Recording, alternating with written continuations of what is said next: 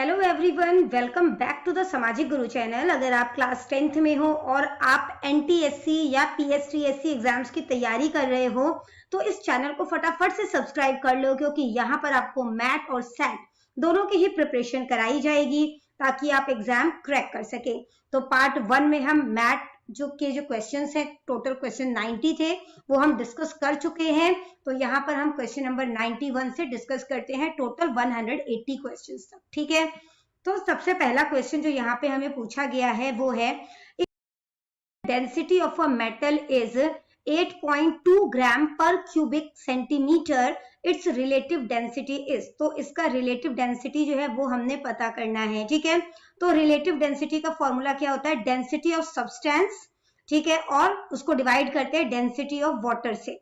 ठीक है, तो वाटर की डेंसिटी जो है वो आपने याद रखनी है। वाटर की डेंसिटी होती है 1 ग्राम पर क्यूबिक सेंटीमीटर। ठीक है, तो यहाँ नीचे जो है वो डेंसिटी ऑफ वाटर आप मैं फॉर्मूला लिख देती हूँ। ठीक है, तो जहां पर भी आपने नोट्स बनाए हुए हैं वहां पर आप इसको नोट डाउन कर लें, ताकि आपको जो है वो जब आप जाने लगे एग्जाम के लिए तो उससे पहले एक बार रिवाइज कर लें। ठीक है, डेंसिटी ऑफ वाटर आता है नीचे यानी कि डिनोमिनेटर में, और ऊपर आता है डेंसिटी ऑफ सब्सटेंस। ये किस चीज का फॉर्मूला है? ये है रिलेटिव डेंसिटी का फॉर्मूला। ठीक है, तो डेंसिटी ऑफ वाटर कितना होता है? 1 ग्राम, ठीक है, पर क्यूबिक सेंटीमीटर। और जो रिलेटिव डेंसिटी है, इन्होंने मेटल की डेंसिटी हमें दी है 8.2 ग्राम, है ना। तो यहाँ पर 8.2 लिखोगे। जब आप इसको डिवाइड करोगे तो आंसर क्या आ जाएगा? 8.2 ही आ जाएगा। तो आंसर जो है फर्स्ट ऑप्शन जो है वो हमारा करेक्ट है।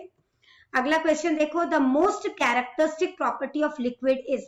तो लिक्विड की जो सबसे जो है वो कह सकते हो कि इसमें से कौन सी प्रॉपर्टी ऐसी है जो लिक्विड को जो है वो शो कर रहा है। ठीक है, तो जो है आंसर है वॉल्यूम कंजर्वेशन। तो वॉल्यूम कंजर्वेशन का क्या मतलब होता है? तो इसका मतलब होता है कि लिक्विड का वॉल्यूम जो है, ठीक है, वो हमेशा सेम रहता है, चाहे जो है उसका कंटेनर जो है यानी जिसमें भी वो जो है लिक्विड रखा गया है उसको बदल भी दिया जाए तो वॉल्यूम हमेशा सेम रहता है। ठीक है, तो वॉल्यूम को ये बचा कर रखता है। तो लिक्विड की जो मेन प्रॉपर्टी है वो क्या है? Volume conservation. अगला क्वेश्चन देखो, if the earth suddenly shrinks, अगर अर्थ जो है वो अचानक से श्रिंक होकर 1/3 जो है, जो इसका अभी का रेडियस है उसका 1/3 हो जाए, तो जो the acceleration due to gravity will be, तो जो एक्सेलरेशन है ग्रेविटी की वजह से वो कितना हो जाएगा वो आपने बताना है। ठीक है, तो इसके लिए जो है वो अब हम क्या करेंगे ना, सबसे पहले देखो जो प्रेजेंट रेडियस है हम उसे मान लेते हैं कि वो r है। ठीक है, प्रेजेंट रेडियस हमारे पास r है, तो 1/3 कम हुआ है, यानी कि जो r3 है ना, वो 1/3 कम हुआ है। r में से r3 माइनस कर दोगे। ठीक है, तो क्या हो जाएगा? r क्यों लिखा है यहाँ पे? क्योंकि रेडियस का थर्ड वो है ना, तो ये माइनस करोगे तो क्या हो जाएगा? इसके नीचे कुछ नहीं है तो 1 आ जाएगा। तो बटरफ्लाई मेथड से मल्टीप्लाई करो तो ये हो जाएगा 3r, फिर r को 1 से मल्टीप्लाई किया r, और नीचे हो जाएगा 3 1 जा 3। ठीक है, माइनस किया तो क्या आ जाएगा? 2r, और यहाँ पे आ जाएगा 3। तो ये हमारे पास अभी न्यू रेडियस आया है। ठीक है, हमने जो है वो इसका जो है वो क्या निकालना है? एक्सेलरेशन। ठीक है, ग्रेविटी की वजह से जो हुआ है। तो न्यू जो ग्रेविटी है, ग्रेविटी का फॉर्मूला क्या होता है? तो ग्रेविटी का फॉर्मूला होता है gm। ठीक है, और यहाँ पर जो है वो रेडियस का स्क्वायर होता है। तो जो हमारे पास न्यू ग्रेविटी है वो क्या हो जाएगा? तो यहाँ पर लिखोगे बेटा आप gm। ठीक है, और जो हमारे पास न्यू रेडियस है वो कितना है? 2r अपॉन में 3, उसका स्क्वायर हो जाएगा, यहाँ पर स्क्वायर दिया गया है।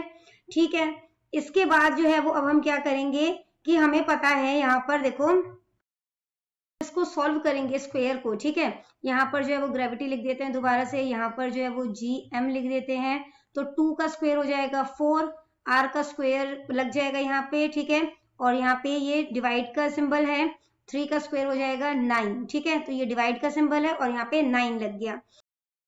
यहाँ पे ये डिवाइड हो रहा है, तो अगर हम इसे मल्टीप्लाई के फॉर्म में लेकर जाना चाहते हैं तो नंबर रेसिप्रोकल हो जाता है ना। तो यहाँ पर आप लिखोगे gm। ठीक है, इसके नीचे कुछ नहीं है तो 1 आ जाएगा, फिर इसको रेसिप्रोकल कर दो तो 9 ऊपर लिखा जाएगा, 4r स्क्वायर नीचे लिखा जाएगा। मल्टीप्लाई करोगे तो क्या हो जाएगा? 9gm। ठीक है, और नीचे हो जाएगा 4r स्क्वायर। ठीक है, अब यहाँ पे देखो देखो अब है ना, मतलब कि आपको कंफ्यूजन होगा, जो जी है वो बेसिकली होता क्या है ना। तो ये यूनिवर्सल ग्रेविटेशनल जो है वो कांस्टेंट होता है, जो कि फिक्स होता है। एम जो है वो अर्थ का मास है, तो वो भी चेंज नहीं हुआ था, सिर्फ रेडियस बदला था, है ना। तो जो है जीएम जो है वो फिक्स है, चाहे वो न्यू ग्रेविटी हो चाहे वो पुरानी ग्रेविटी हो, ठीक है। तो यहाँ पर जो है वो हमारा आंसर जो है, क्योंकि इन्होंने हमसे पूछा है कि जो है वो उसमें कितना चेंज आया, ग्रेविटी में चेंज कितना आया, है ना। तो जो है यहाँ पर ओरिजिनल ग्रेविटी है वो कितनी हो जाएगी, 9/4, ठीक है जी। इसके बाद बेटा अगला क्वेश्चन देखो, जो कि है if the momentum of a body increases by 10%। अगर जो बॉडी का मोमेंटम है वो 10% के हिसाब से इंक्रीज हो जाता है, तो काइनेटिक एनर्जी जो है वो कितना इंक्रीज होगा वो आपने बताना है, ठीक है। तो 10% इंक्रीज हुआ है, तो 10% यानी कि 10/100, ठीक है। अगर पॉइंट में देखें इसे तो क्या हो जाएगा, 0.10, ठीक है। अब देखो इसको हम इसके लिए फॉर्मूला यूज करते हैं। तो जो न्यू वैल्यू हमारे पास बनी है, जो न्यू वैल्यू बनी है, तो पुरानी वैल्यू कितनी थी हमारे पास, अगर हम x मान लें तो चेंज हुआ है 10% का, इंक्रीज हुआ है तो प्लस हो जाएगा, है ना। कितना प्लस हो जाएगा, 0.1x, ठीक है, क्योंकि ये 10% निकालना है ना हमने x का, तो 0.1x हो जाएगा। तो न्यू जो हमारे पास वैल्यू आई है वो कितनी आई है, 1.1x, इन दोनों को प्लस कर दिया, ठीक है। अब इसके बाद देखो अगर मोमेंटम 10% बढ़ा है, वेलोसिटी है वो भी 1.1 जो है वो v बढ़ेगी, ठीक है। तो हमारे पास जो v है वो कितना हो गया, 1.1 v, ठीक है। तो काइनेटिक एनर्जी का जो फॉर्मूला होता है वो क्या होता है, वो होता है हाफ mv का स्क्वायर, ठीक है। तो यहाँ पे हम न्यू काइनेटिक एनर्जी जो है वो निकाल रहे हैं, तो उसके लिए हम फॉर्मूला यूज कर रहे हैं हाफ m, जो वेलोसिटी है वो हमारा कितना आया है न्यू, 1.1 v, ठीक है, उसका स्क्वायर। तो यहाँ पे इसको सॉल्व करते हैं तो ये क्या हो जाएगा, हाफ m आ जाएगा, ठीक है। और जब इनको सॉल्व करोगे तो ये क्या हो जाएगा, 1.21 v स्क्वायर, v स्क्वायर हम बाहर ले आते हैं तो हो जाएगा हमारे पास हाफ mv स्क्वायर। अब इसके साथ मल्टीप्लाई हो रहा है, मल्टीप्लाई का साइन डाल के हम लिख देते हैं 1.21, ठीक है। तो अब हमने जो है वो क्या देखा कि ये हमारे पास जो है वो सॉल्व आ रहा है, ये क्या है, काइनेटिक एनर्जी, ठीक है। तो काइनेटिक एनर्जी को हम 1.21 से मल्टीप्लाई कर रहे हैं, ठीक है। तो जो ओरिजिनल काइनेटिक एनर्जी थी हमारे पास वो कितनी थी, 1 थी, ठीक है। तो 1.21 में से 1 माइनस कर दोगे तो क्या हो जाएगा, 0.21, और 0.21 जो है जब आप इसको परसेंटेज के फॉर्म में करोगे तो 100 से मल्टीप्लाई कर दोगे, है ना। तो क्या हो जाएगा 21%। तो 21% जो है बेटा इसका आंसर होगा, यहाँ पे नहीं है ऑप्शन में, ठीक है। तो अगर इस तरीके का होता है कि आपका आंसर सही है बट ऑप्शंस में नहीं है, तो आप किसी भी आंसर पे टिक करोगे ना तो आपको मार्क्स जो है वो दिए जाएंगे, ठीक है ना। तो ये आंसर जो है इसका क्या आएगा, 21%।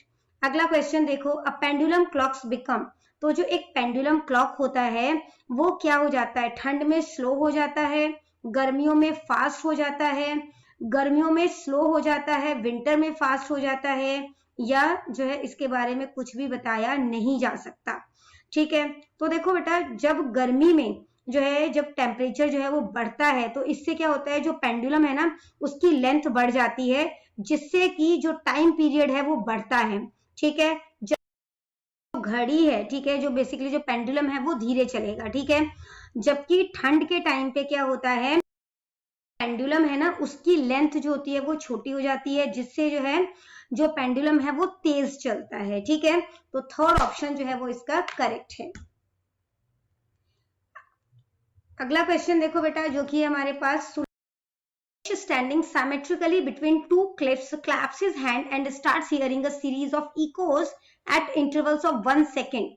If speed of sound in air is 340 meter per second, the distance between the parallel cliff must be.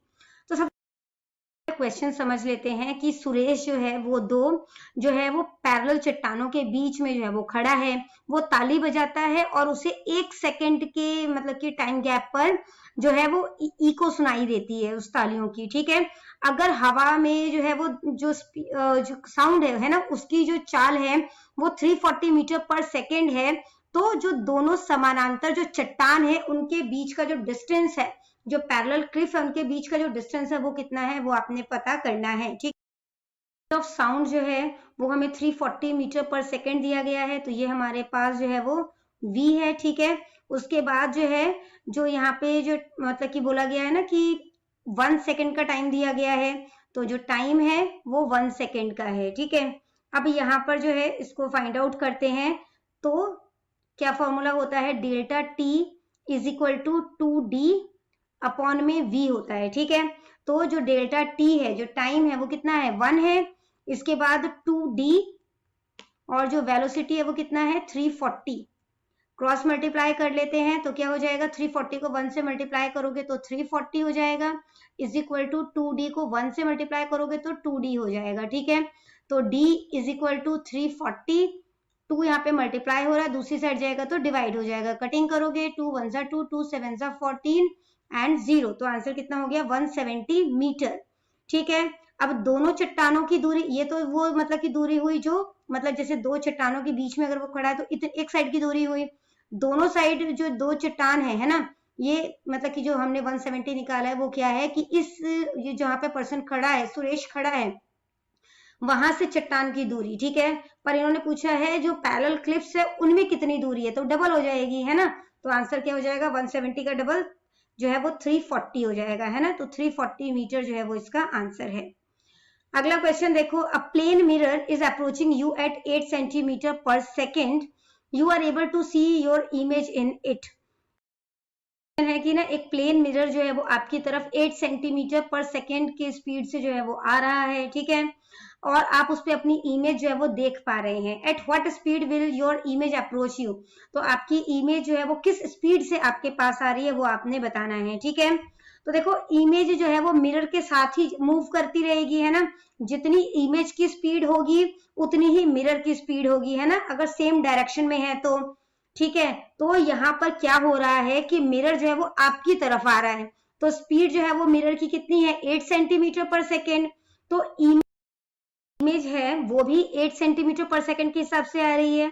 ठीक है, लेकिन आप जो है वो स्टेशनरी हो, मतलब आप मूव नहीं कर रहे हो, है ना, मिरर मूव कर रहा है और इमेज भी मूव कर रहा है, तो जो रिलेटिव स्पीड होती है ना वो ऐड हो जाती है। ठीक है, तो 8 जो है वो मिरर की स्पीड है और दूसरा जो 8 है वो इमेज की स्पीड है, दोनों को प्लस कर दोगे तो आंसर क्या हो जाएगा 16 सेंटीमीटर पर सेकेंड, तो थर्ड ऑप्शन हमारा करेक्ट है। अगला क्वेश्चन देखो, the image on the retina remains for, तो रेटिना पर इमेज जो है वो कितनी देर के लिए रहती है, तो आंसर है 1/16 सेकेंड।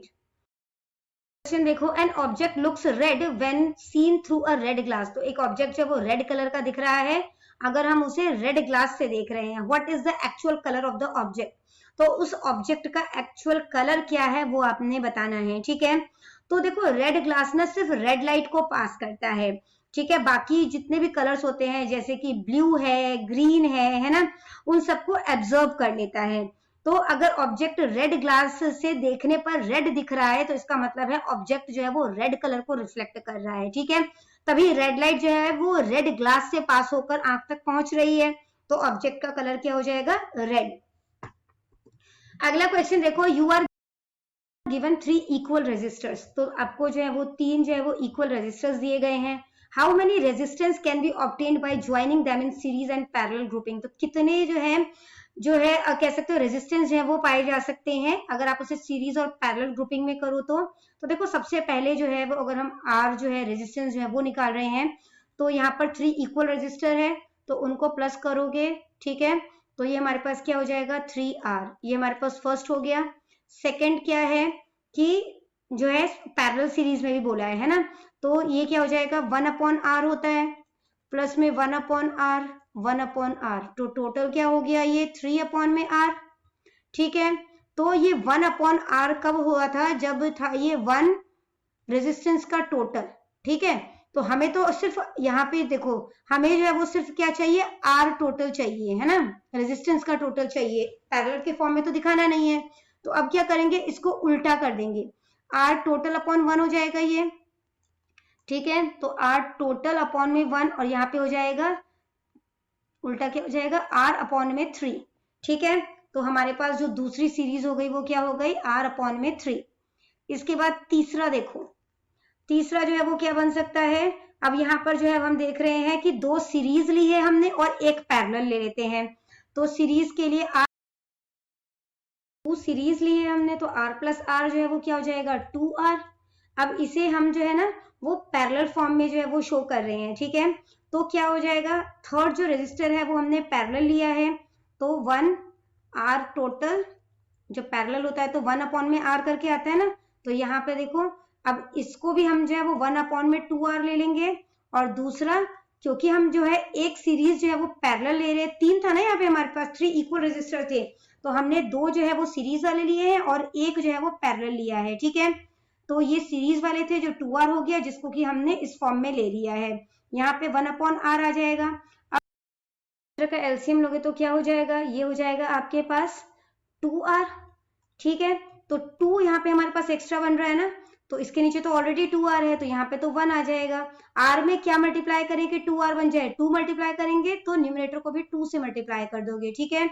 तो ये क्या हो जाएगा 3/2r, इन दोनों को मैंने प्लस कर दिया, ठीक है। इसके बाद देखो ये 1r टोटल था, इसको उल्टा कर देंगे क्योंकि हमें r टोटल चाहिए ना। तो जैसे यहाँ पर किया था ना हमने r टोटल अपॉन 1, तो सभी के नीचे होता है डिनोमिनेटर जो है वो 1 हो सकता है ना, तो 1 लिखने की जरूरत ही नहीं है, इसको उल्टा कर दो। अब तो ये क्या हो जाएगा 2/3r। नेक्स्ट देखो जो फोर्थ सीरीज है उसमें हम 2 पैरेलल ले लेते हैं और एक सीरीज ले लेते हैं, ठीक है। तो 1/r हो जाएगा, क्योंकि ये पैरेलल सीरीज है तो ये हो जाएगा हमारे पास 2r। वापस जो है वो रेसिप्रोकल कर देते हैं, उल्टा कर देते हैं, तो ये हो जाएगा हमारे पास r/2। इसमें जो थर्ड हमारे पास रेजिस्टर है उसको जोड़ देते हैं, ठीक है, जो कि सीरीज फॉर्म में है, तो यहाँ पे r आ जाएगा, ठीक है। इन्हें प्लस करोगे, इसके नीचे कुछ नहीं है, 1 आ जाएगा, एलसीएम लोगे 2 आ जाएगा, बटरफ्लाई मेथड से मल्टीप्लाई कर दो, r 1 जा r, और यहाँ पे 2r हो जाएगा, है ना, 2 को r से मल्टीप्लाई कर दिया, तो टोटल हो जाएगा 3r/2। तो हमारे पास 4 यूनिक वैल्यू बनी है, ठीक है।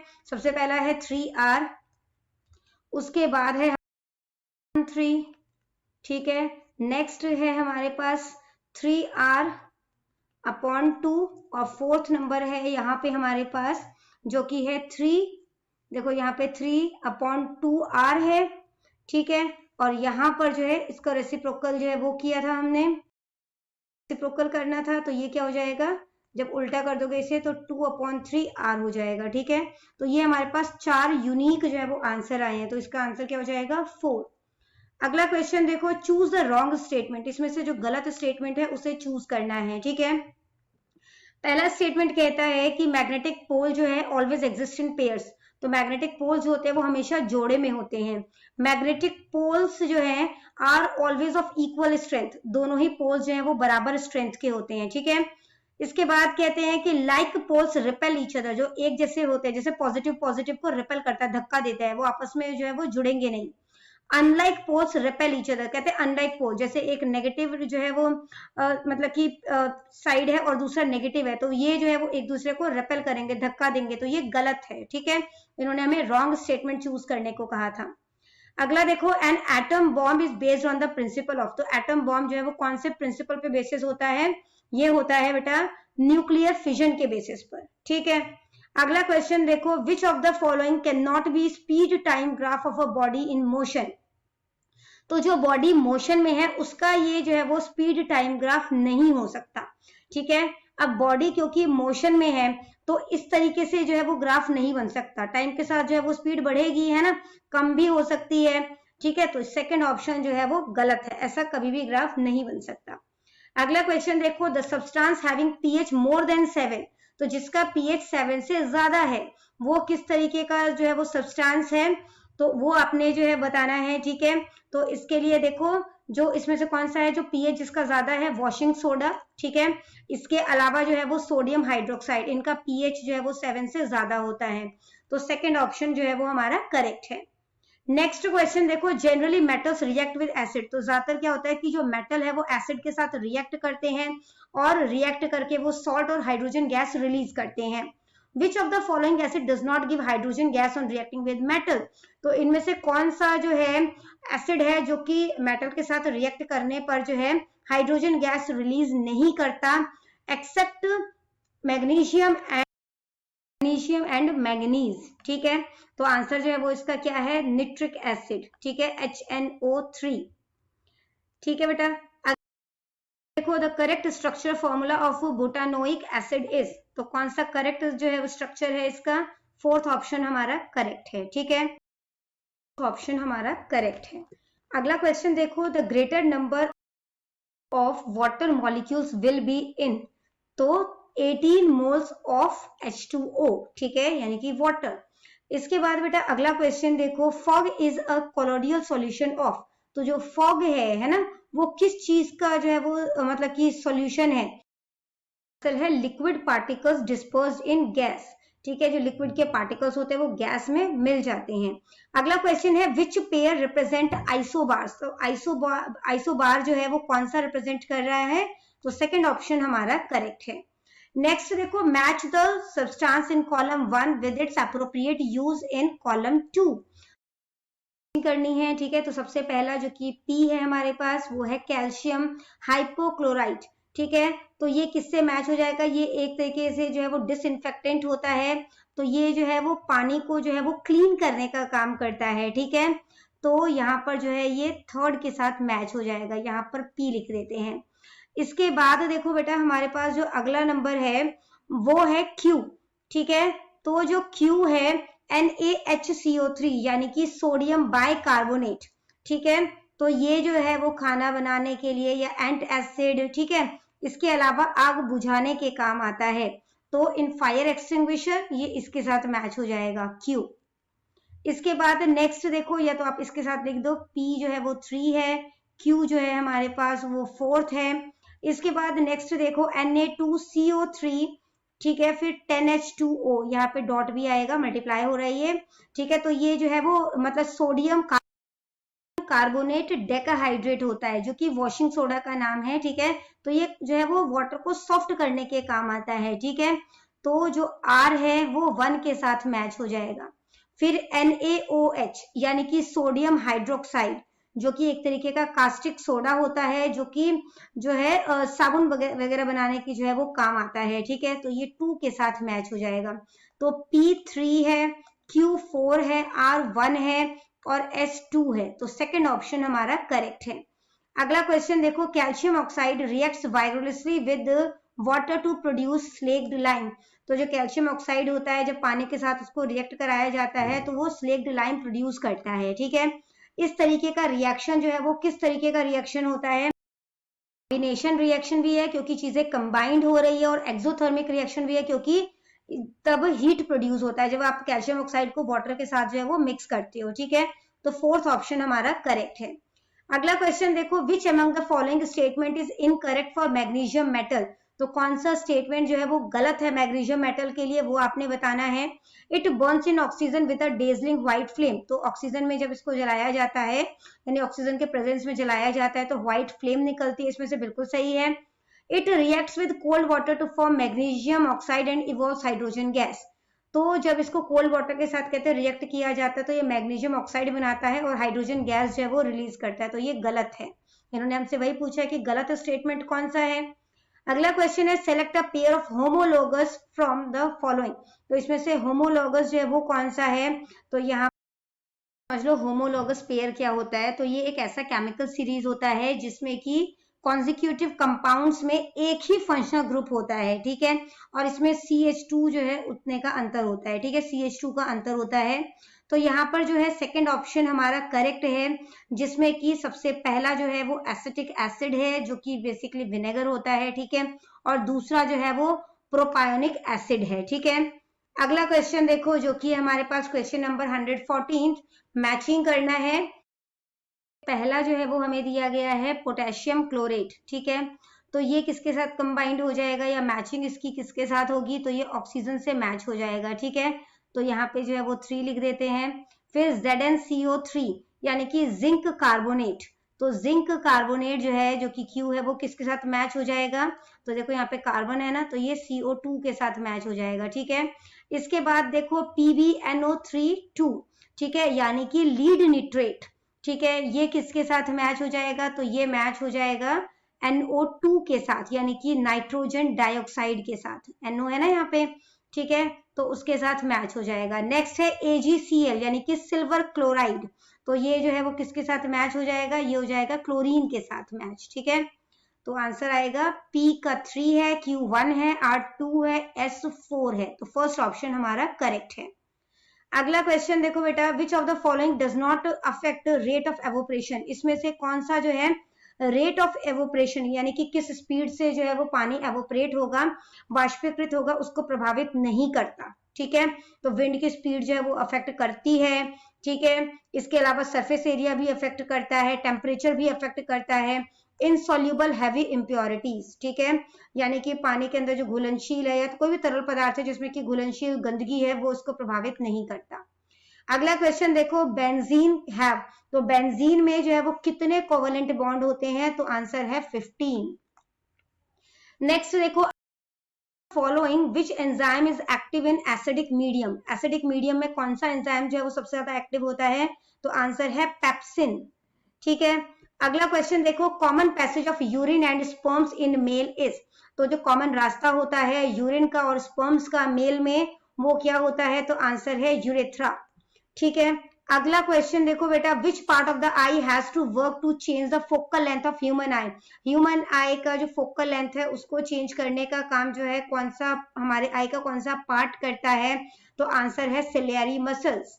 अगला क्वेश्चन देखो, the correct sequence of anaerobic respiration in yeast is, तो एनारोबिक रेस्पिरेशन जो कि यीस्ट में होता है उसका करेक्ट सीक्वेंस क्या है वो आपने बताना है।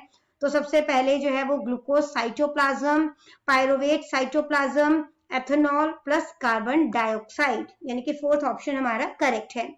नेक्स्ट देखो, the water conducting tissue generally present in gymnosperm, तो कौन सा जो है वो इसमें जो है water conducting tissue generally present in gymnosperm, इसमें कौन सा जो है टिश्यू प्रेजेंट होता है, तो इसका आंसर है tracheids.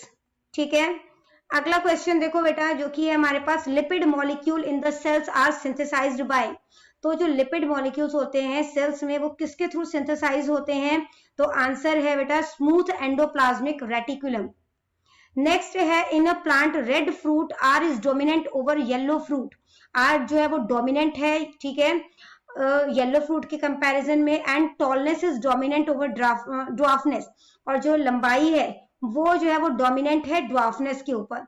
If a plant with RRTT is crossed with a plant with RRTT, तो अगर जो मतलब कि इस तरीके का जो कह सकते हो इन दोनों को जो है जब क्रॉस किया जाएगा तो किस तरीके के जो है वो फ्रूट होने के चांसेस हैं वो आपने बताना है। ठीक है, तो देखो 50% जो है उसमें से जो है वो टॉल और रेड फ्रूट होंगे। ठीक है, मतलब कि 50% फ्रूट ऐसे होंगे जो कि रेड भी है और टॉल भी होंगे।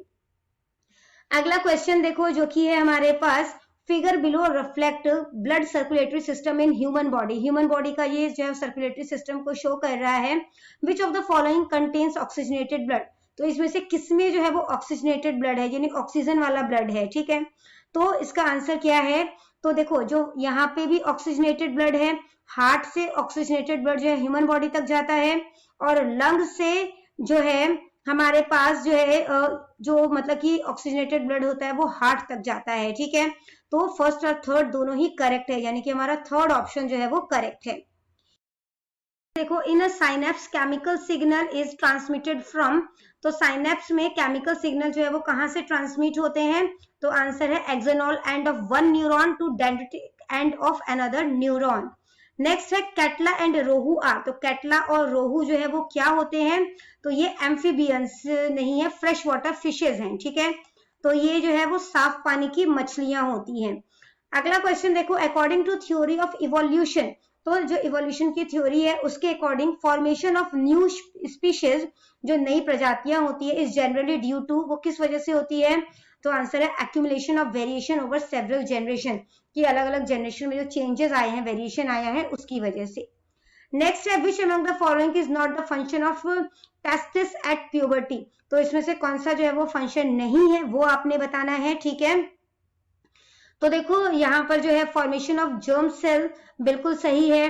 ठीक है, सेक्रीशन ऑफ टेस्टोस्टेरोन ये बिल्कुल सही है, डेवलपमेंट ऑफ प्लेसेंटा नहीं होगा, इसके अलावा सेक्रीशन ऑफ एस्ट्रोजन भी नहीं होगा। ठीक है, तो थर्ड ऑप्शन जो है वो हमारा आंसर है कि ये दोनों काम जो है वो टेस्टिस नहीं करते।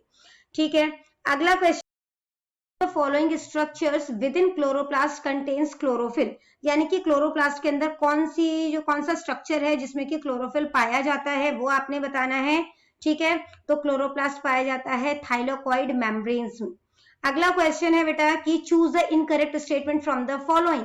Ozone is a molecule formed of 3 oxygen atom, तो ओजोन में 3 जो है वो ऑक्सीजन एटम होते हैं, O3 है ना, जो कि जो है इसका केमिकल फॉर्मूला है। ठीक है, ओजोन जो है वो डेडली पॉइजनस होता है। ठीक है, तो यहाँ पर जो है ये भी सही है। नेक्स्ट है ओजोन जो है वो हमारे जो अर्थ का सरफेस है उसको यूवी रेडिएशन से बचाता है, बिल्कुल सही है। Ozone gets decompose by UV radiation, जो ओजोन गैस है ना, वो यूवी रेडिएशन की वजह से डिकम्पोज हो जाती है, या जो है वो कह सकते हो कि कम होना शुरू हो जाती है, तो ये गलत है। ठीक है, तो फोर्थ जो है ऑप्शन हमारा गलत है। इसके बाद है बेटा the value of tan 30 degree and cot 60 degree divided by cot 60 degree is, तो इसकी वैल्यू कितनी होगी? तो tan 30 डिग्री होता है हमारे पास 1√3, ठीक, 60 डिग्री भी होता है 1√3। ठीक है, अब इन्हें सॉल्व कर दो। 1√3 यहाँ पे ये डिवाइड हो रहा है, मल्टीप्लाई के फॉर्म में ले लेते हैं तो नंबर जो है वो रेसिप्रोकल हो जाएगा। ठीक है, तो ये हो जाएगा √3/1, √3 से √3 कैंसिल, तो आंसर क्या आ जाएगा 1। ठीक है, सेकेंड ऑप्शन हमारा करेक्ट है। अगला क्वेश्चन है the point other than origin, origin जो है उसके अलावा कौन सा पॉइंट है जहां पर जो अबैसिया है और जो ऑर्डिनेट है, ठीक है, यानी जो एक्स और वाई है वो इक्वल होंगे, वो आपने बताना है। ठीक है, तो देखो यहाँ पे ये दोनों प्लस होते हैं। ठीक है, ये फर्स्ट क्वाड्रेंट है, ये जो है यहाँ पे ये पॉजिटिव होता है हमारे पास y, और जो x है वो नेगेटिव होता है। यहाँ पर दोनों नेगेटिव होंगे। यहाँ पर हमारे पास जो है जो x है, ठीक है, वो पॉजिटिव है और जो y है वो नेगेटिव है। तो कहाँ पर दोनों इक्वल होंगे? तो फर्स्ट और जो है थर्ड क्वाड्रेंट में। जैसे अगर ये 1 है तो ये भी 1 पॉजिटिव का होगा, ये 2 है तो ये भी 2 पॉजिटिव का होगा, बट यहाँ पे अगर करोगे तो क्या हो जाएगा? एक पॉजिटिव का होगा, दूसरा नेगेटिव का होगा। ठीक है, तो फर्स्ट और थर्ड क्वाड्रेंट ऐसा है जिसमें कि दोनों जो है वो इक्वल होंगे। अगला क्वेश्चन देखो, let m be the mid point and l be the upper class limit of a class. तो यहाँ पर m जो है वो मिड पॉइंट है, ठीक है, और जो l है वो अपर क्लास लिमिट है। In a continuous frequency distribution the lower class limit of the class is, तो जो लोअर क्लास है, ठीक है, लिमिट का वो क्या होगा वो आपने बताना है। ठीक है, तो ये क्या होगा? तो ये होगा 2m माइनस l। ठीक है, देखो 2 डाइस आर टॉस, तो दो जो डाइस है उन्हें टॉस किया जाता है। What will be the probability, तो कितनी प्रोबेबिलिटी है कि जो टोटल स्कोर है वो प्राइम नंबर आए। ठीक है, तो 2 डाइस में जो टोटल रेंज है वो 2 से 12 तक में देखेंगे हम। ठीक है, तो 2 से 12 तक जब आप देख रहे हो तो क्या हो जाएगा? कौन कौन से नंबर्स प्राइम हो जाएंगे? प्राइम नंबर क्या होता है? जो खुद की टेबल में आते हैं सिर्फ। ठीक है, 2, 3, 5, 7 और 11, क्योंकि 12 तक तो खत्म हो जाएगा। टोटल जो है वो यही बनेंगे। और जो है यहाँ पर देखो जो टोटल जो है हमारे पास फेवरेबल जो आउटकम्स होंगे, तो ये कब कब जो है वो आ सकता है? तो अगर 1 + 1 का कॉम्बिनेशन होगा तो 2 आ सकता है। ठीक है, इसके बाद जो है वो 3 के लिए जो है कौन कौन सा कॉम्बिनेशन हो सकता है? एक 1 और 2 का हो सकता है, दूसरा जो है वो 2 और 1 का हो सकता है। ठीक है, तो ये जो है हो सकता है। इसके बाद 5 के लिए क्या क्या चीजें प्लस की जा सकती है? 1 + 4, 2 + 3, है ना, यानी एक डाइस में 2 आए, दूसरे में 3 आए। इसके अलावा 3 हो सकता है, 2 हो सकता है, 4 हो सकता है, 1 हो सकता है। 7 के लिए, तो 7 के लिए जो है हम कर सकते हैं 1 और 6, 2 और 5। इसके अलावा 3 और 4 हो सकता है, 4 और 3 का कॉम्बिनेशन हो सकता है, 5 और 2 का कॉम्बिनेशन हो सकता है, 6 और 1 का कॉम्बिनेशन हो सकता है ना। इसके बाद 11 के लिए क्या क्या कॉम्बिनेशन हो सकता है? तो 5 और 6 का कॉम्बिनेशन हो सकता है, या 6 और 5 का। तो टोटल कितने तरीके हो गए? तो ये 1, 2, 3, 4, 5, 6, 7, 8, 9, 10, 11, 12, 13, 14, 15, तो 15 वेज हो गए। और टोटल आउटकम कितना होगा? तो 2 डाइस है ना, तो टोटल जो है वो 6, एक डाइस में मैक्सिमम 6 नंबर था, दूसरे में 6 हो गया, तो मल्टीप्लाई कर दो, 36 हो जाएगा। तो यहाँ पे 15 और ओवर 36 हो गया। अब इसकी कटिंग कर दो तो क्या हो जाएगा? 3 5 ज़ा 15, 3 12 ज़ा 36, तो आंसर हो जाएगा 5/12। अगला क्वेश्चन देखो, multiples lying between n and n square which are divisible by n is, तो n से डिविजिबल हो और नंबर n से लेकर n स्क्वायर के बीच के नंबर्स हो, तो कितने जो है इस तरीके के मल्टीपल्स होंगे वो आपने बताना है। ठीक है, तो n के मल्टीपल लिख लेते हैं सबसे पहले, तो वो हो जाएगा n, फिर हो जाएगा 2n, 3n, 4n, है ना। इस तरीके से जो है ये नंबर जो है वो चलता चला जाएगा कहाँ तक, n स्क्वायर तक, ठीक है। तो देखो जो सबसे पहला मल्टीपल होगा, क्योंकि हम n और n स्क्वायर नहीं ले सकते ना, क्योंकि उसके बीच के नंबर बोले हैं। जैसे अगर हमें 2 से 4 के बीच का नंबर, तो हमें जो है वो मतलब कि हम n जो है वो नहीं ले सकते है ना, क्योंकि इसके बीच का नंबर बोला है। तो 2 से 9 के बीच का नंबर बोलेंगे तो हम 2 को भी नहीं लेते और 9 को भी नहीं लेते, हम 3, 4, 5, 6, 7 तक लेंगे। इसी तरीके से सेंटर के नंबर्स लेने हैं हमने, तो हम यहाँ पे जो है हमारे पास जो सबसे पहला जो हमारे पास नंबर होगा, मल्टीपल होगा n का, वो क्या है 2n, ठीक है। और जो लास्ट मल्टीपल होगा n स्क्वायर है उससे पहले का नंबर, तो n स्क्वायर का बनता है, जब n को n से मल्टीप्लाई करोगे तो हम यहाँ पे n में से 1 माइनस कर देंगे और n, ठीक है, यानी कि इसके बीच का नंबर, ये हमारे पास फर्स्ट नंबर हो गया और ये लास्ट नंबर है, ठीक है। तो अब जो है वो हमने क्या करना है, नंबर्स को काउंट करने हैं। तो इसके लिए अब हम क्या करने वाले हैं कि इसके लिए जो शॉर्टकट तरीका होता है हम उसको इस्तेमाल करेंगे, जिसमें कि हम जो मतलब कि हमारे पास अपर लिमिट है या मतलब कि सबसे बड़ा नंबर है उसको जो है आगे लिखेंगे n+1, ठीक है। ये वाला जो n है ना हम इसे हटा रहे हैं और इसके साथ ही ये वाला n जो है इसको भी हटा देंगे, ठीक है। उसमें से माइनस कर देंगे 2, और क्योंकि हमें जो है नंबर फाइंड आउट करना है, ठीक है, कि कितने नंबर ऑफ टर्म्स है, तो हम उसमें 1 प्लस करेंगे। तो इसे सॉल्व कर लेते हैं। -2 + 1 क्या हो जाएगा, -1, यानी कि n-1, और यहाँ पर जो है वो क्या आ जाएगा, इसको सॉल्व करके -1 आ गया। ब्रैकेट ओपन करो तो क्या हो जाएगा, n minus minus plus, sign minus का रह जाएगा और ये हो जाएगा 2। तो n-2 जो है वो इसका आंसर है। अगला क्वेश्चन देखो बेटा, जो कि है find the area of a triangle formed by y = x। y जो है वो x के इक्वल है, जो x है वो 5 है और y जो है वो 0 है, ठीक है। जो है वो 3 क्राइटेरिया जो है वो दिया गया है, ठीक है। तो जिसमें से कि सबसे पहला क्राइटेरिया है कि y जो है वो x के इक्वल है। तो y अगर x के इक्वल है, तो y अगर 0 है तो x जो है वो भी क्या हो जाएगा, 0 हो जाएगा, ठीक है। तो ये हमारा पहला वर्टेक्स हो गया ट्राइंगल का। इसके बाद दूसरा देखो, अगर x 5 है तो y जो है वो 0 है। तो अगर x 5 है तो 5 x की जगह पर आ जाएगा, y 0 बन जाएगा, ठीक है। अब क्या बोला गया है, जो x है और y है वो दोनों आपस में इक्वल है। तो अगर x 5 हो गया तो y जो है वो भी 5 हो जाएगा, ठीक है ना। तो इस तरीके से जो ट्रायंगल के वर्टेक्सेस है वो हमें पता चल गए, ठीक है। तो इस तरीके से जो है मैं आपको बना के दिखाती हूँ। यहाँ पे अगर x जो है y 0 हो जाएंगे यहाँ पर, ठीक है। ये पहला वर्टेक्स है हमारा। दूसरा वर्टेक्स जो है वो यहाँ पर x हमारे पास 5 है और y जो है वो 0 है। तीसरा यहाँ पर, जहाँ पर दोनों जो है वो 5 है, ठीक है। इन्हें मिला देते हैं और ये ट्राइंगल इस तरीके से बन जाएगा। तो अब देखो यहाँ पर जो है, जो एरिया फॉर ट्राइंगल होता है वो उसका फॉर्मूला क्या होता है, half into base into height. तो बेस जो है वो हमारे पास कितना है, यहाँ पे 5 है ना, यहाँ तक 5 पे पहुंचे हैं, तो हाफ इंटू 5, और हाइट जो है वो कितनी है, कितना ऊपर गए हैं, यहाँ पे 5 तक गए हैं, तो ये भी 5 हो जाएगा, ठीक है। मल्टीप्लाई कर दो, 5 5 = 25, 25 को 2 से डिवाइड कर दो, तो क्या हो जाएगा, 2 1 = 2, 2 2 = 4, 12.5 जो है इसका आंसर हो जाएगा, 12.5 स्क्वायर यूनिट्स। अगला क्वेश्चन है कि ABCD जो है वो रोम्बस है इस तरीके से कि एंगल ADB जो है वो 50 डिग्री है, तो एंगल ABD जो है वो आपने फाइंड आउट करना है, ठीक है। तो देखो रोम्बस की प्रॉपर्टीज क्या होती है कि इसके सभी साइड्स जो है वो इक्वल होते हैं, इनके जो डायगोनल्स होते हैं वो एक दूसरे को 90 डिग्री पर काटते हैं, ठीक है। तो देखो यहाँ बस बनाकर देखें तो इस तरीके से रोम्बस जो है वो बनेगा, ठीक है, जिसमें कि इसको नाम दे देते हैं A, B, C and D। इसके डायगोनल्स जो है वो ड्रॉ कर देते हैं, ठीक है। अब देखो अगर एंगल ADB यानी कि ये वाला जो एंगल है 50 डिग्री है, ठीक है, और ये वाला जो एंगल है, मैं कलर चेंज कर देती हूँ पेन का ताकि कुछ समझ में आ जाए। जो ये वाला एंगल है, मैं सिर्फ अभी ये वाला एंगल ट्राइंगल जो है वो ले रही हूँ, ठीक है। तो ये 50 डिग्री का है, ये जो है हम x मान लेते हैं, और हमने देखा कि जो डायगोनल होते हैं ना रोम्बस के वो 90 डिग्री पर काटते हैं, तो ये 90 डिग्री जो है वो बन रहा है, ठीक है।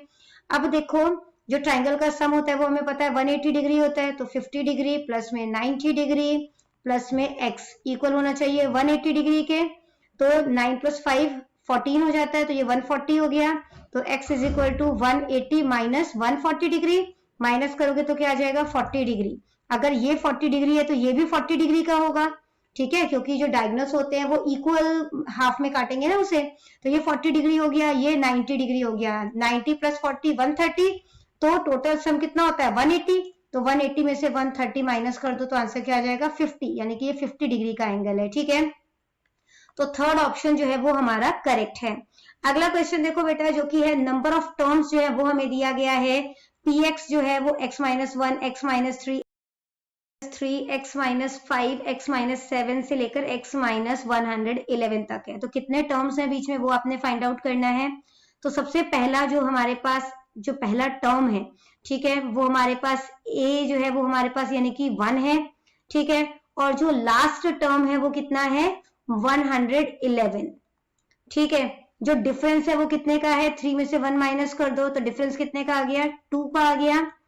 तो अब इसके लिए फॉर्मूला क्या होता है, नंबर ऑफ टर्म्स का फॉर्मूला होता है जो लास्ट टर्म है उसमें से फर्स्ट टर्म माइनस कर दोगे और उसको डिवाइड कर दोगे डिफरेंस से और उसमें 1 प्लस कर दोगे। ठीक है, तो अब यहाँ पर जो है क्या हो जाएगा, जो लास्ट टर्म है वो 111 है, 111 उसमें से जो पहला टर्म है वो माइनस करोगे, इसको डिफरेंस यानी कि 2 से जो है वो डिवाइड करोगे, साथ में प्लस 1 करोगे, तो 111 में से 1 माइनस किया तो क्या हो जाएगा 110, यहाँ पे 2 आ जाएगा। ठीक है, और यहाँ पे प्लस 1 हो जाएगा, इसकी कटिंग कर दो तो क्या हो जाएगा 2 5 10, 2 5 10, 55 आ गया। ठीक है, तो यहाँ पे 55 प्लस 1 जो है वो कितना हो जाएगा 56, तो करेक्ट आंसर जो है वो 56 होगा। ठीक है, तो सेकंड ऑप्शन जो है वो हमारा करेक्ट है। अगला क्वेश्चन देखो बेटा, जो कि हमारे पास है कि फाइंड द मिसिंग वैल्यू, तो मिसिंग वैल्यू जो है यहाँ पे कौन सा नंबर आएगा वो आपने फाइंड आउट करना है। ठीक है, तो है यहाँ पे 16 का क्यूब प्लस 9 का क्यूब। ठीक है, और जो डिनोमिनेटर है वहां पर है 16 का स्क्वायर प्लस 9 का स्क्वायर माइनस क्या नंबर यहाँ पे फिल किया जाए कि आंसर जो है वो 25 आ जाए। यहाँ पे अब हम सबसे पहले क्रॉस मल्टीप्लाई कर लेते हैं। ठीक है, तो हमारे पास वैल्यू क्या बन जाएगी 16 का क्यूब प्लस 9 का क्यूब इज इक्वल टू 25, और यहाँ पे आ जाएगा 16 का स्क्वायर प्लस 9 का स्क्वायर, क्वेश्चन मार्क की जगह पर हम लगा देते हैं x। ठीक है, अब जो 25 है इसे हम 16 प्लस 9 लिख सकते हैं ना, इसे मैंने 16 प्लस 9 लिख दिया, बाकी का सारा मैं एज इट इज उतार देती हूँ, 16 square plus 9 square minus x।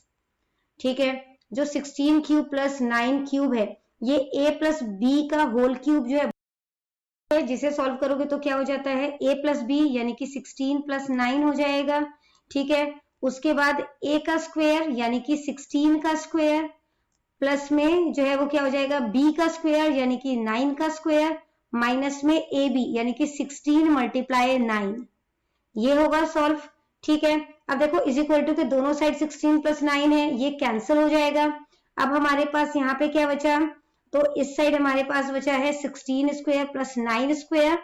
ठीक है, यहाँ पर लिख लेते हैं और इसको ब्रैकेट को ओपन कर लेते हैं। ठीक है, 16 का स्क्वायर प्लस में 9 का स्क्वायर माइनस में 144, 16 9 सा 144 इज इक्वल टू इस साइड क्या बच गया 16 का स्क्वायर प्लस में 9 का स्क्वायर माइनस x। ठीक है, अब यहाँ पे देखो ये भी 16 स्क्वायर प्लस का है, ये भी प्लस का है, तो कैंसिल हो जाएगा। इज इक्वल टू के दोनों साइड है, अगर नहीं समझ में आता तो इसको इधर लेके आओगे तो माइनस हो जाएगा, है ना, ये प्लस का है वो माइनस का है तो कैंसिल हो जाएगा। मैं कर रही हूँ, ये भी प्लस 9 स्क्वायर है, दूसरी साइड भी प्लस 9 स्क्वायर है, कैंसिल हो जाएगा। ठीक है, फिर माइनस से माइनस कैंसिल हो गया तो x की वैल्यू कितनी आ गई 144, तो यहाँ पे 144 जो है वो आंसर आएगा। ठीक है, अगला क्वेश्चन देखो, the quadratic equation 2x square minus root 5x plus 1 is 0 has, तो इसके कितने इक्वल रूट्स होंगे वो आपने बताने हैं। ठीक है, पता होना चाहिए कि अगर d जो है वो बड़ा है 0 से तो उसके जो है वो 2 डिस्टिंक्ट रियल रूट्स होते हैं। ठीक है, d जो है वो 0 के इक्वल होता है तो 2 इक्वल रियल रूट्स होते हैं, और नो रियल रूट्स कब होगा, जब जो d है वो 0 से छोटा होता है। ठीक है, तो अब फाइंड आउट कर लेते हैं। हमारे पास a जो है वो 2 है, जो b है वो √5 है, और जो c है वो 1 है। ठीक है, जो b है वो माइनस √5 है, माइनस है ना आगे, तो अब यहाँ पे देखो जो मतलब d निकालने का फॉर्मूला होता है वो क्या होता है b स्क्वायर माइनस 4ac। ठीक है, तो b हमारे पास क्या है माइनस का √5, उसका स्क्वायर हो जाएगा माइनस 4, a हमारे पास क्या है 2 और c हमारे पास क्या है 1। ठीक है, तो -√5 का स्क्वायर क्या हो जाएगा, तो माइनस का स्क्वायर करोगे तो वो प्लस में हो जाएगा, है ना, स्क्वायर से रूट कैंसिल हो जाएगा, तो ये 5 आ जाएगा। फिर 4 2 ज़ा 8, 8 1 ज़ा 8, माइनस का 8 आ गया, 5 माइनस 8 करोगे तो माइनस का 3 आ जाएगा। तो डी जो है वो ये -3 जो है वो छोटा है ना 0 से, तो जो है वो नो रियल रूट जो है वो इसका आंसर हो जाएगा। ठीक है, अगला क्वेश्चन देखो जो कि है mean of the number 1 cube, 2 cube, है ना, 3 cube, 4 cube, 5 cube and 6 cube is, तो इनका मीन निकालना है आपने। तो मीन का फॉर्मूला क्या होता है, जो सम ऑफ नंबर्स है, ठीक है, सम ऑफ नंबर्स, और उसको डिवाइड करना होता है कि कितने नंबर्स हैं। ठीक है, तो नंबर ऑफ नंबर्स, तो यहाँ पे देखो 1 का क्यूब जो है वो कितना हो जाएगा, तो 1 का क्यूब हो जाता है 1, 2 का क्यूब कितना हो जाता है, वो हो जाता है 8, 3 का क्यूब 27, ठीक है, 4 का क्यूब कितना हो जाता है 64, 5 का क्यूब कितना होता है 125, और 6 का क्यूब कितना होता है 216। ठीक है, इन सभी को जब टोटल करोगे तो आंसर जो है वो आपका कितना आ जाएगा, देखो 1 + 8 हो जाएगा 9, 9 + 27 हो जाएगा 36, 36 + 64 100, 100 में 125 प्लस किया 225, फिर 216 प्लस करोगे तो 441, तो टोटल हमारे पास कितना आ गया 441। नंबर कितने हैं हमारे पास 1 2 3 4 5 6, तो 6 से इसको डिवाइड कर देना है। ठीक है, तो यहाँ पे देखो 6 7 ज़ा 42, फिर 6 3 ज़ा 18, ठीक है, पॉइंट लग जाएगा, फिर 6 5 ज़ा 30। ठीक है, तो यहाँ पर 73.5 आ रहा है, यानी कि 73.5, तो फर्स्ट ऑप्शन करेक्ट है।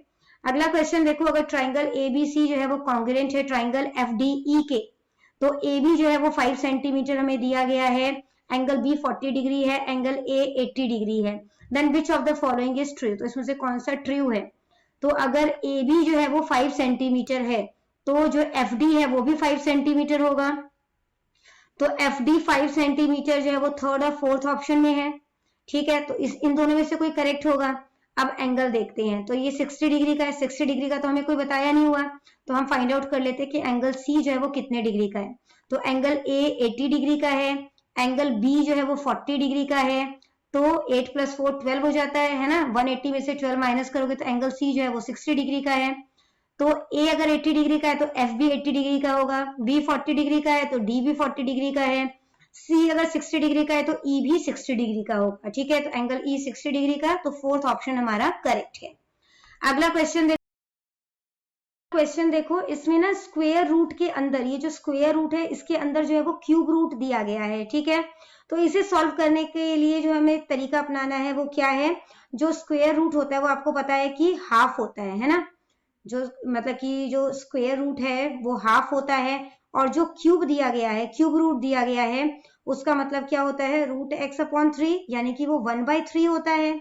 ठीक है, और ये जो स्क्वायर रूट होता है वो √x होता है, यानी कि 1/2 होता है। ठीक है, तो इनको जो है वो यहाँ पे क्या किया गया है, मल्टीप्लाई किया गया है ना, तो यहाँ पर जो है मल्टीप्लाई करोगे तो क्या हो जाएगा 1/3, और 1/2 को मल्टीप्लाई करोगे तो आंसर क्या आ जाएगा 1/6। ठीक है, तो अब हमारे पास जो है वो क्या बचा, यहाँ पे जो 2 है, पे बेस नंबर जो है वो सभी जगह 2 दिया गया है, तो पावर कितनी आई हमारे पास 1/6, तो 2 1/6 जो है, ठीक है, यानी कि 2 की पावर 1/6 जो है वो इसका आंसर हो जाएगा। अगला क्वेश्चन देखो जो कि है हमारे पास, the sum of digits of 2 digit number is 9 if 27 is added to it.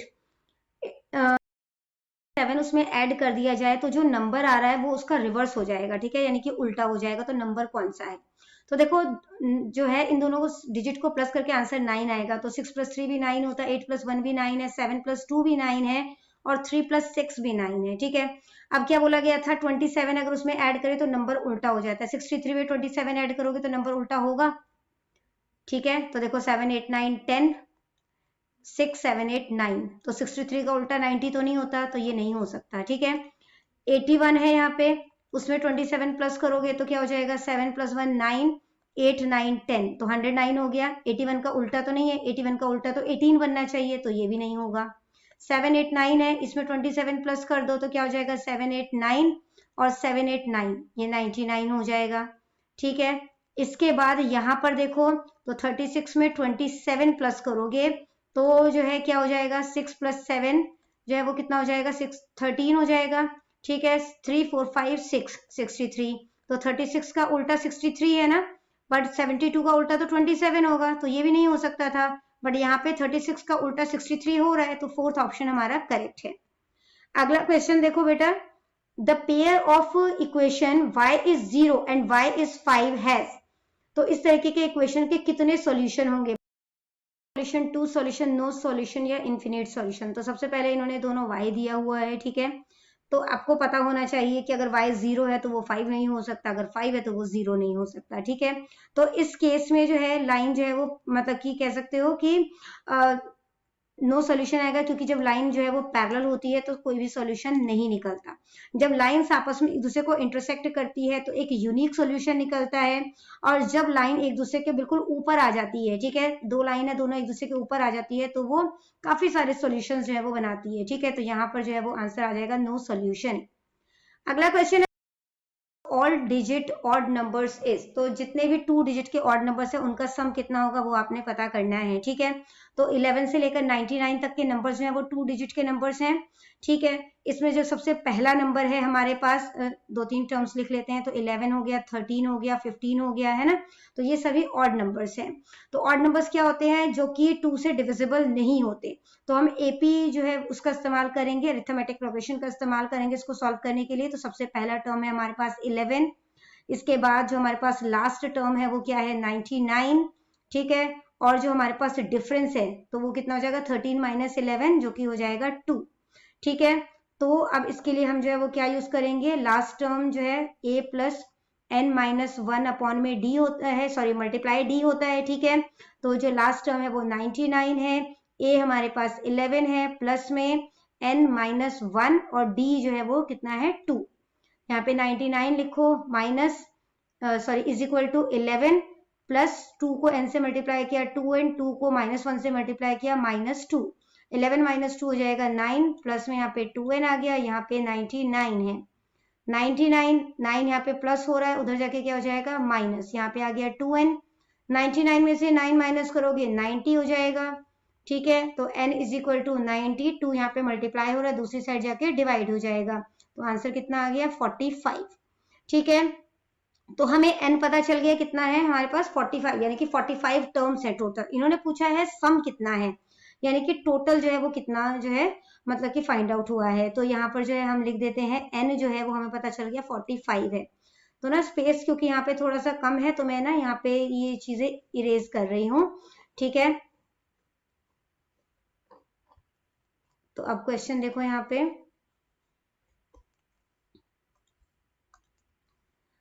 तो अब जो सम जो है वो फाइंड आउट करना है, तो उसके लिए फॉर्मूला क्या होता है, S N is equal to N upon में 2, ए प्लस में एल होता है, ठीक है। तो एस जो एन जो है वो कितना है 45 है हमारे पास, तो यहाँ पे 45 अपॉन में 2 हो जाएगा, ए कितना है 11 और एल जो है वो कितना है 99, ठीक है। तो यहाँ पे 45 लिखो अपॉन 2, 11 प्लस 99 कितना हो जाएगा 110, ठीक है, कटिंग कर दो तो क्या हो जाएगा 2 5 जा 10, 2 5 जा 10, 45 और 55 को मल्टीप्लाई कर दो, आंसर क्या आ जाएगा 2475, यानी कि फोर्थ ऑप्शन हमारा करेक्ट है। अगला क्वेश्चन देखो बेटा, जो कि है the angle between radii of a circle is 100 degree. तो जो एंगल है, ठीक है, जो सर्कल का रेडियाई है उसके बीच में जो एंगल बन रहा है वो 100 डिग्री का बन रहा है। The angle between the tangents at the end of these two radii is, तो मैं बना के दिखाऊं ना इसका, तो इस तरीके से एक सर्कल जो है वो ड्रॉ होगा, जो दो रेडियस है, ठीक है, उसके बीच का एंगल जो है वो 100 डिग्री आपको दिया गया है, ये 100 डिग्री का है, ठीक है। और जो इनका टेंजेंट है, तो इस तरीके से टेंजेंट जो है वो ड्रॉ कर लेते हैं, ठीक है। तो ये जो टेंजेंट ड्रॉ हुआ है यहाँ का आपसे एंगल पूछा गया है, ठीक है, ये कितने डिग्री का है। तो हमें पता है कि जो टेंजेंट जो है जब सर्कमफ्रेंस को टच करता है वो 90 डिग्री पर टच करता है, ये भी 90 डिग्री है, ये भी 90 डिग्री है, ठीक है। तो अब यहाँ पे हमने क्या किया है कि देखो, तो यहाँ पे 90 डिग्री 90 डिग्री यहाँ पर ये एक तरीके का क्वाड्रिलेटरल बन रहा है ना, क्वाड्रिलेटरल का सम कितना होता है 360 डिग्री होता है, ठीक है। तो 360 डिग्री का सम बनेगा, मैं यहीं पे प्लस कर दूंगी कि ज्यादा हमें कैलकुलेशन उधर ना करनी पड़े, ठीक है। तो ये 90 प्लस 90 180 हो गया, 180 प्लस 100 कितना हो गया 280, ठीक है। तो 280 साथ में x प्लस करोगे तो वो इक्वल होना चाहिए 360 डिग्री के, तो x को यहीं पे रहने देते हैं, 360 माइनस 280, तो आंसर जो है वो कितना हो जाएगा 80 डिग्री। ठीक है, तो 80 डिग्री जो है वो इसका आंसर है। क्वेश्चन है a circle can have dash parallel tangents at most, तो एक सर्कल के कितने टेंजेंट्स हो सकते हैं, ज्यादा से ज्यादा पैरेलल टेंजेंट की बात की है। ठीक है, तो देखो यहाँ तक यही होगा, सिर्फ 2 ही हो सकते हैं। ठीक है, तो 2 जो है वो इसका करेक्ट आंसर है। अगला क्वेश्चन है 81 बेस नंबर है, ठीक है, और इसकी पावर जो है वो है 0.16, उसको आपने मल्टीप्लाई किया 81 और इसकी पावर है 0.09, तो आंसर जो है वो क्या होगा वो आपने बताना है। ठीक है, तो देखो यहाँ पर बेस जो है ना वो सेम है, तो पावर जो है वो क्या हो जाएगा, प्लस हो जाएगा। ठीक है, तो यहाँ पर जो है हम इसको इस तरीके से लिख सकते हैं 81 और जो पावर है जो कि है 0.16 उसे प्लस कर देते हैं 0.09 से। ठीक है, तो जब आप इसे प्लस करोगे तो आंसर क्या हो जाएगा 81, जो पावर है वो हो गई 0.25। ठीक है, यानी कि जो 81 है, ठीक है, उसका जो पावर है वो कितना हो गया, 1/4 हो गया। ठीक है, 0.25 का मतलब 1/4 हो गया। अब जो 81 है आपने ऐसा नंबर ढूंढना है जिसकी पावर जो है वो 4 हो, तो 3 को जब आप 4 टाइम लिखोगे तो क्या बनता है 81, 3 3 जा 9 और 9 9 जा 81, है ना, तो 4 हो जाएगा। इसको मल्टीप्लाई कर दो, 81 की पावर 1/4 है तो उससे मल्टीप्लाई कर दो। ठीक है, तो 4 से 4 कैंसिल हो जाएगा, तो आंसर जो है वो क्या आ जाएगा 3, तो 3 जो है वो हमारे पास इसका आंसर है। अगला क्वेश्चन है the length of the tangent from a point A to the circle of radius 3 centimetre is 4 centimetre, the distance of A from the centre of the circle is, जो सर्कल का radius है वो हमें 3 centimetre दिया गया है। ठीक है, और जो हमें टेंजेंट का जो लेंथ दिया गया है वो 4 सेंटीमीटर दिया गया है, और हमें निकालना है कि पॉइंट ए की जो सेंटर से दूरी है वो फाइंड आउट करनी है। ठीक, इस तरीके से जो है वो डायग्राम बनेगा इसका। ठीक है, जो टेंजेंट है वो यहाँ पर है, इसकी लेंथ जो है वो 4 सेंटीमीटर दी गई है, रेडियस जो है वो हमारा 3 सेंटीमीटर का है। ठीक है, तो हमें जो है वो मतलब कि जो इसकी लेंथ है, ठीक है, सेंटर से इसकी कितनी दूरी है वो हमने फाइंड आउट करनी है। ठीक है, तो इसके लिए अब हम क्या कर रहे हैं, यहाँ पर पाइथागोरस थ्योरम जो है उसका इस्तेमाल करते हैं, जो कि होता है h² is equal to p² plus में b²। ठीक है, तो यहाँ पर जो है जो h² है वो तो हमने फाइंड आउट करना है, जो p है हमारे पास जो परपेंडिकुलर है, ठीक है, वो इन्होंने हमें बताया है कि वो 4 है। ठीक है, 4 का स्क्वायर, और जो बेस है ट्राइंगल का वो 3 है। ठीक है, तो कितना हो जाएगा, 4 का स्क्वायर हो जाता है 16, 3 का स्क्वायर होता है 9, स्क्वायर जो है यहाँ पे है इसको अंडर रूट में ले लेगा, 16 प्लस 9 हो जाता है 25। ठीक है, अंडर रूट में है तो ये 25 किसका स्क्वायर होता है 5 का, तो आंसर ये जो है मतलब हाइपोटेन्यूज जो है इसका वो कितना हो गया 5, तो 5 सेंटीमीटर जो है वो इसका आंसर है। ठीक है, अगला क्वेश्चन है स्वेज कैनाल वॉज ओपन, तो यहाँ पे आपसे ईयर पूछा गया है कि स्वेज कैनाल जो है वो कब खोला गया था। ठीक है, तो कब बेसिकली स्टार्ट किया गया था यातायात के लिए जो है वो कब खोला गया बेसिकली। ठीक है, तो ये खोला गया था 1869 में, 17 नवंबर 1869 को। ठीक है, ये जो नहर है ना ये इजिप्ट में है। ठीक है, स्वेज कैनाल जो है वो इजिप्ट में है। तो अगला क्वेश्चन देखते हैं the old name of Punjab was, तो पंजाब का पुराना नाम जो है वो क्या था वो आपने बताना है। ठीक है, तो पंजाब का पुराना नाम था सप्त सिंधु भी था, पंचानंद भी था, पेंटापोटामिया भी था, तो आंसर हो जाएगा ऑल ऑफ दी अबव। ठीक है, अगला क्वेश्चन देखो the red laterite soil of Tamil Nadu and Kerala is good for which crop, तो जो रेड लेटराइट सॉइल है, ठीक है, जो तमिलनाडु और केरला में पाया जाता है वो किस क्रॉप के लिए जो है वो अच्छी मानी जाती है, किस फसल के लिए अच्छी मानी जाती है, तो आंसर है कॉफी, और इसी करके वहां पे कॉफी जो है वो अच्छी मात्रा में उगाया जाता है। नेक्स्ट क्वेश्चन है which type of disaster occurs mostly in Punjab, Punjab में किस तरीके की जो है वो आपदा आती है, ठीक है, आफत आती है, तो वो बताना है आपने, डिजास्टर किस तरीके का आता है, तो ज्यादातर यहाँ पर जो है वो क्या आता है फ्लड, ठीक है, बाढ़ आती है। Lonar lake is located in which state, Lonar lake किस स्टेट में है, तो इसका आंसर है महाराष्ट्र। नेक्स्ट है which percentage of biological diversity of the world has found in India, तो कितने परसेंट बायोलॉजिकल डाइवर्सिटी जो है वो भारत में पाए जाते हैं, पूरे वर्ल्ड के लेवल से बताना है आपने, तो इसका आंसर है 8%। अगला क्वेश्चन है in which state tanks were built to collect roof rain water. तो कौन से स्टेट में जो है वो छत का पानी जो है वो कलेक्ट किया जाता है, छत पे जो बेसिकली बारिश का पानी गिरता है उसको कलेक्ट किया जाता है, ठीक है। तो इसका आंसर है बेटा राजस्थान। अगला क्वेश्चन है what kind of crops R T, coffee and tobacco. तो ये किस तरीके का जो है क्रॉप है, किस तरीके की फसल है वो आपने बताना है। तो देखो जो टी, कॉफी है ना, और टोबैको है वो कैश क्रॉप है, और जो टी और कॉफी है वो बेवरेज क्रॉप भी है ना। तो आंसर हो जाएगा बोथ 1 and 2।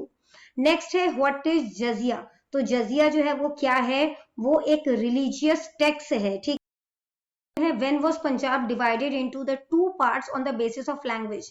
तो पंजाब का डिवीजन लैंग्वेज के बेसिस पर कब हुआ था वो आपने बताना है। तो आंसर है 1966 में, ठीक है। अगला क्वेश्चन देखो what was the name of the younger son of दौलत खान लोधी।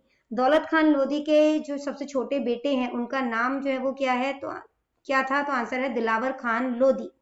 अगला क्वेश्चन है where did Guru Nanak Dev ji meet सज्जन ठग द रॉबर। तो गुरु नानक देव जी जो है वो सज्जन ठग से कहाँ पे मिले थे। तो इसका आंसर है तालुम्बा में, ठीक है। क्वेश्चन है विच गुरु इज पॉपुलरली नोन एज बाल गुरु। तो आंसर है गुरु हरकृष्ण जी, ठीक है। अगला क्वेश्चन देखो कंपोज द पोएम कॉल्ड आनंद, यानी कि आनंद नाम दी बाणी जो है मतलब उनकी रचना जो है वो किन्होंने की है। तो आंसर है गुरु अमरदास जी, ठीक है। अगला क्वेश्चन देखो who was the leader of Pathan army of Sadhaura, ठीक है। सधौरा के जो पठान आर्मी के लीडर थे वो कौन थे। आंसर है पीर बुद्धू शाह। अगला क्वेश्चन है बेटा which area was under the sardars of भांगी मिसल, ठीक है। तो इसका आंसर जो है वो क्या है कि गुजरात एंड सियालकोट। नेक्स्ट है who is the protector of the fundamental right in India. तो हमारे जो फंडामेंटल राइट यानी कि मौलिक अधिकार है उसके संरक्षक कौन है। तो आंसर है बेटा सुप्रीम कोर्ट। अगला है what is the term of the office of Rajya Sabha member. Members के लिए जो ऑफिस टर्म है वो कितना है। तो आंसर है 6 ईयर्स। वो 6 ईयर्स के लिए जो है वो काम कर सकते हैं। अगला क्वेश्चन है who has the legislative power of the state during presidents rule in the stated. तो जब स्टेट में जो है वो प्रेसिडेंट रूल जो है वो लग जाता है तो उस टाइम पर जो है जो लेजिस्लेटिव पावर होती है वो किसके पास आ जाती है, ठीक है। तो आंसर है पार्लियामेंट। स्टेट की जो लेजिस्लेटिव पावर है वो पार्लियामेंट के पास आ जाती है, ठीक है। अगला क्वेश्चन है विच of the following state has a by cameral legislature, यानी कि जिसमें 2 सदन होते हैं, ठीक है। कौन से स्टेट है जिसमें कि 2 सदन है, इनमें से बताना है आपने। तो आंसर है हिमाचल प्रदेश, ठीक है। अगला क्वेश्चन देखो what is the upper house of the Indian parliament called. तो अपर हाउस कौन सा होता है वो है राज्यसभा, जो लोअर हाउस है वो है लोकसभा, ठीक है। ठीक है। अगला क्वेश्चन देखो विच of the following is a hindrance, hindrance यानी बाधा इन द फॉर्मेशन ऑफ लोकमत। तो जनता का जो मत बनता है उसमें कौन सी चीज बाधा पहुंचाती है। इलिटरेसी यानी कि अनपढ़ता, न्यूज़पेपर, सेक्युलर स्टेट या ऑनेस्ट पॉलिटिशियन। तो अनपढ़ता जो है वो मतलब बाधा पहुंचाती है लोकमत में। अगला क्वेश्चन है विच of the following is not a permanent member of the United nation security council. इसमें से कौन सा ऑप्शन करेक्ट है जो कि मतलब कह सकते हो कि यूनाइटेड नेशन सिक्योरिटी काउंसिल का परमानेंट मेंबर नहीं है। तो आंसर है India. Which country is a nuclear power, कौन सी कंट्री है इनमें से जो कि न्यूक्लियर पावर है जिसके पास। तो इंडिया, चाइना, अमेरिका तीनों के पास है, ठीक है। What is the working age limit of population in India.